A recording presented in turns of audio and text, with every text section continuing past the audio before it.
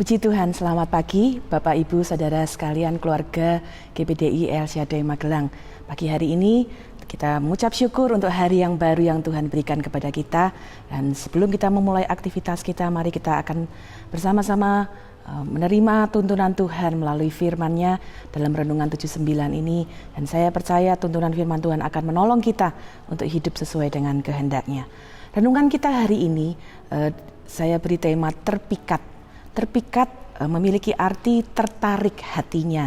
Ada juga pengertian memikirkan terus-menerus, memuja dan mengikuti. Dan dari pengertian-pengertian yang ada ini, kemudian kita dapat mengambil kesimpulan terpikat itu mempengaruhi pikiran karena membuat seseorang yang terpikat pada sesuatu akan terus-menerus memikirkannya. Mempengaruhi perasaan karena orang yang terpikat akan memiliki perasaan ingin memuja, tidak ingin kehilangan, bahkan terpikat juga bisa mempengaruhi perbuatan. Karena orang yang terpikat pada sesuatu akan cenderung kemudian memiliki keinginan untuk mengikuti atau ingin menjadi seperti yang memikat hatinya.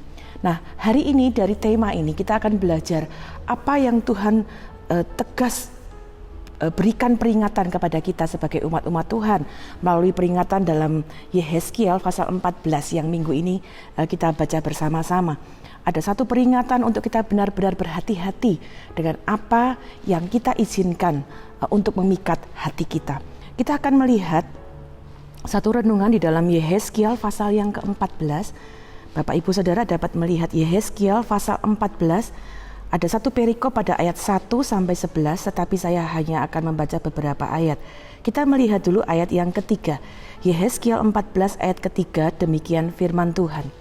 Hai anak manusia, orang-orang ini menjunjung berhala-berhala mereka dalam hatinya dan menempatkan di hadapan mereka batu sandungan yang menjatuhkan mereka ke dalam kesalahan.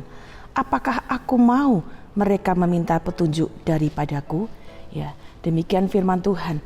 Ya, pada ayat ini ada satu bagian yang tegas ketika Yehezkiel kemudian mendapatkan satu hal di mana ada peringatan Tuhan.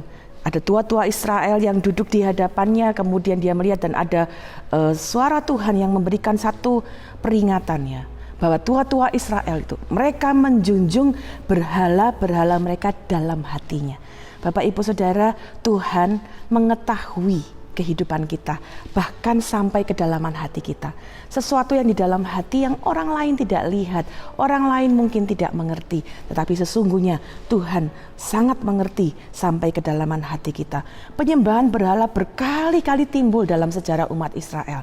Yang mereka menyembah patung-patung, membuat patung-patung yang kemudian menyembahnya, memujanya lebih dari Allah, dan itu menimbulkan sakit hati Tuhan. Tetapi pada ayat yang ketiga yang kita tadi baca, bahwa ternyata ada berhala yang lain yang kemudian dituliskan ada berhala di dalam hati. Ternyata berhala bukan saja sesuatu yang terlihat, bukan saja berbentuk seperti patung, sesuatu yang disembah yang lebih dari Allah. Tetapi ada berhala-berhala yang perlu diwaspadai yang ada di dalam hati. Mengapa? Ternyata karena itu adalah sesuatu yang memikat hati, yang menarik hati, sehingga membuat itu ditaruh, disembah, diinginkan lebih dari Allah. Ayat 3 dan ayat 7 Bapak Ibu dapat membaca satu peringatan yang hampir sama kata-katanya, tetapi saya ingin menyimpulkan bahwa di dalamnya ada peringatan bahwa ada umat-umat Israel yang kemudian menjunjung berhala-berhala di dalam hatinya, dan dapat disimpulkan pada ayat 3, mereka terpikat, tertarik, memuja, menjunjung tinggi keinginan-keinginan pribadinya lebih dari keinginan untuk melakukan apa kehendak Tuhan dan kehendak melalui firman-Nya. Bahkan ayat 7 menuliskan mereka bukan saja terpikat untuk mengikuti keinginan-keinginan mereka. Ayat 7 saya akan bacakan.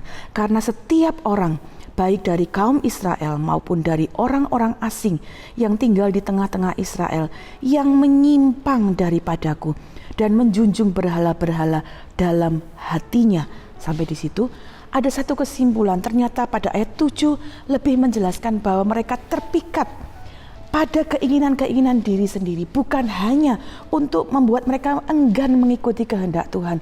Bahkan ayat 7 menuliskan mereka menyimpang, artinya dengan sengaja meninggalkan Tuhan demi mengejar kesenangan hidup di dalam dosa. Bapak Ibu, melalui apa yang diperingatkan tegas pada ayat 3, ayat 7 di perikop ini, kiranya itu juga menjadi sesuatu yang membuat kita waspada, membuat kita merenungkan, apakah ada yang membuat hati kita terpikat lebih dari Tuhan hari-hari ini? Apakah ada yang kita pikirkan, kita inginkan, kita beri waktu sedemikian rupa lebih dari Tuhan? Apakah harta lebih kita pikirkan daripada Tuhan? Apakah kita memikirkan kedudukan, cara kita mempertahankan kedudukan yang kita miliki lebih dari kita memikirkan Tuhan? Apakah kita memberi waktu kepada hobi kita, kepada pekerjaan kita lebih daripada keinginan kita mencari Tuhan? Atau bahkan mungkin hal-hal yang berhubungan dengan kepercayaan diri kita. Mungkin kita melakukan banyak hal untuk menjaga penampilan kita, untuk melakukan supaya orang dapat memberi perhatian kepada kita lebih daripada keinginan kita untuk menyembah Tuhan. Bahkan pelayanan pun dapat menjadi hal yang perlu kita waspadai. Ketika kita melayani tanpa motivasi yang benar, kita melakukan hal-hal yang nampaknya rohani, tetapi dengan motivasi untuk kepentingan pribadi, itu dapat menjadi bagian yang kemudian Allah melihatnya sebagai berhala di dalam hati kita. Karena ketika kita menyembah Tuhan, menyanyikan pujian, tetapi hanya untuk kepentingan kita, untuk kemudian dianggap rohani, dipuji oleh orang lain, itu menjadi kekejian bagi Tuhan. Saya ingin membacakan Yesaya pasal 29 ayat 13, ada satu catatan yang penting di sana. Yesaya 29 ayat 13 berkata demikian, dan Tuhan telah berfirman, oleh karena bangsa ini datang mendekat dengan mulutnya dan memuliakan aku dengan bibirnya, padahal hatinya menjauh daripadaku, dan ibadahnya kepadaku hanyalah perintah manusia yang dihafalkan. Bapak Ibu Saudara sekalian, setiap hal yang membuat kita jauh dari persekutuan dari Tuhan, bahkan kita lakukan lebih daripada kita menyembah kepada Tuhan, hal itu dapat menjadi berhala, ya, kekejian di hadapan Tuhan. Itu sebabnya kita semuanya perlu berhati-hati, waspada terhadap hal ini.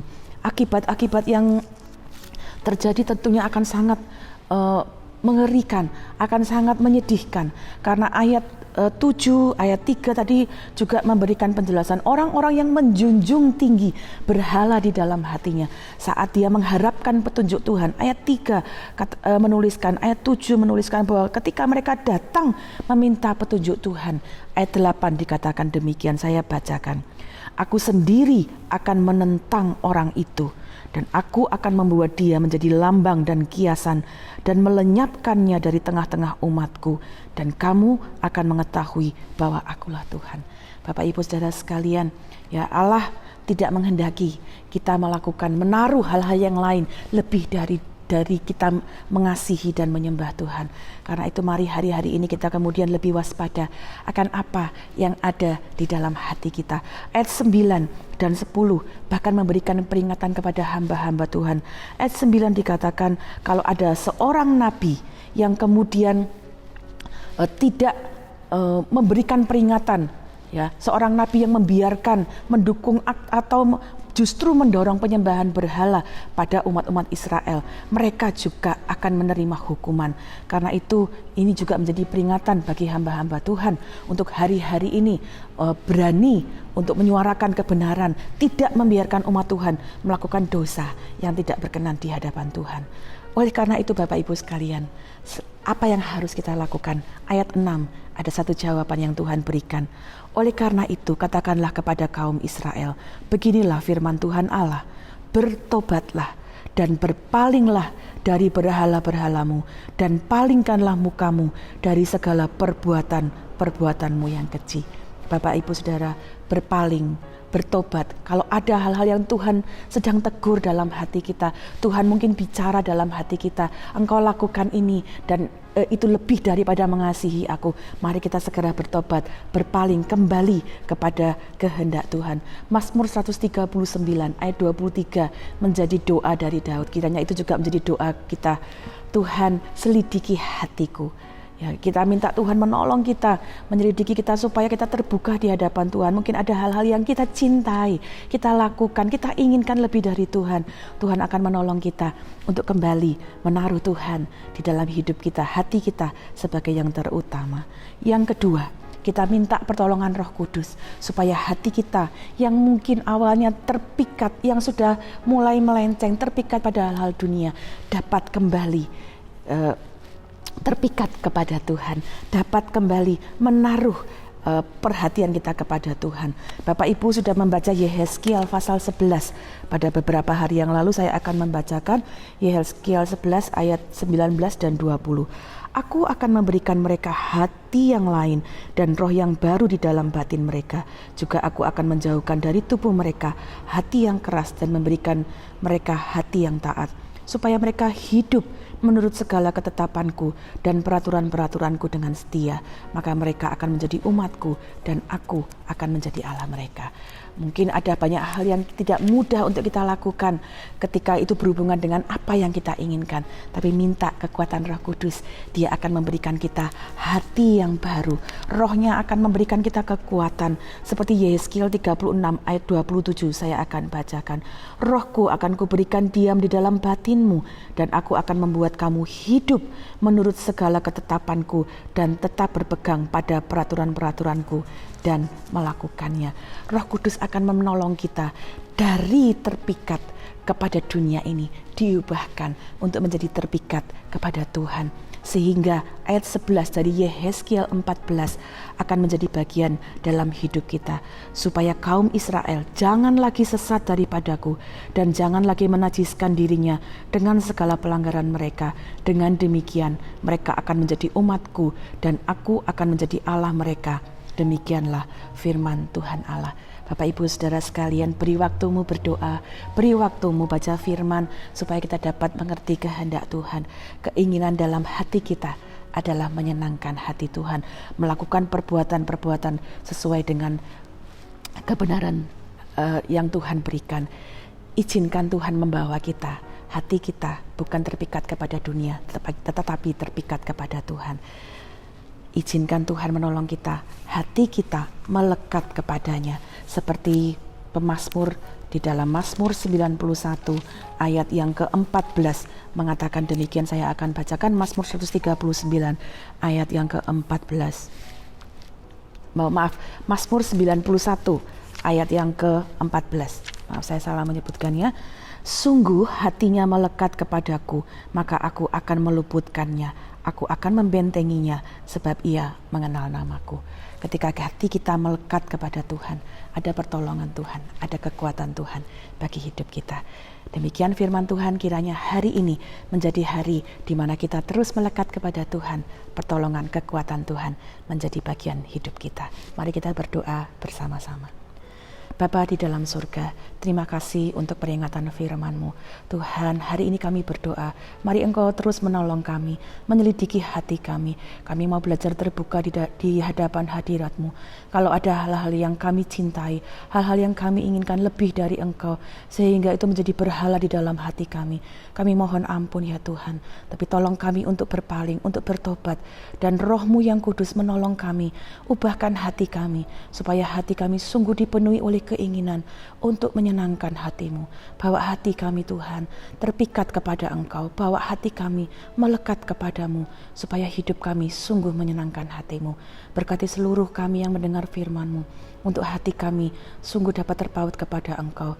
Hidup kami mulai dari pikiran, perasaan, perbuatan kami menjadi perbuatan kehidupan yang menyenangkan hati-Mu. Kami menyerahkan seluruh kegiatan kami sepanjang hari ini. Sertailah umat-umat-Mu Tuhan dengan kekuatan-Mu, pertolongan-Mu, berkat sukacita dan damai sejahtera dari Tuhan menjadi bagian kehidupan kami. Kami mengucap syukur untuk firman-Mu di dalam nama Tuhan Yesus Kristus. Haleluya. Amin.